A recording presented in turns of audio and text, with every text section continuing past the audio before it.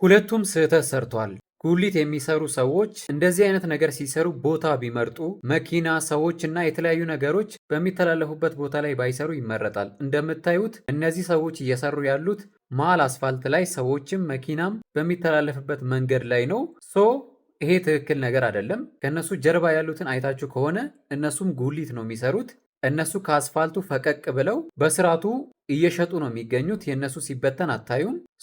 እንደዚህ አይነት ስራ የምትሰሩ ሰዎች በተቻላችሁ መጠን ሰውም መኪናም በማይተላለፍበት ቦታ ላይ ብትሰሩ የተሻለ ይሆናል። የስርዓት አስከባሪው ስህተት ደግሞ እንደዚህ አይነት ህገወጥ ነገር ስታዩ እባካችሁን በስርዓቱ ህግን አስከብሩ። መሬት ላይ የምታየው እኮ እህል ምግብ እንጂ ድንጋይ አይደለም። እናትህ ብትሆን እህትህ ብትሆን ዘመዶች ቢሆኑ እርግጠኛ ነኝ እንደዚህ ትሪት አታደርጋቸውም። እህላቸውን አትደፋም። በቃ በአጠቃላይ እንደዚህ አይነት ስራ አትሰራም።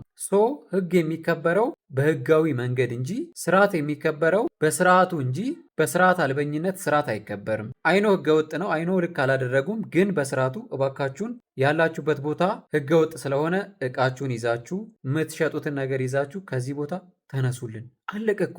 እቃቸውን በስርዓቱ ማንሳት ይቻላል። መበተን፣ መረጋገጥ፣ እንደዚህ ኃይል መጠቀም አስፈላጊ ነገር ነው ብዬ አላስብም።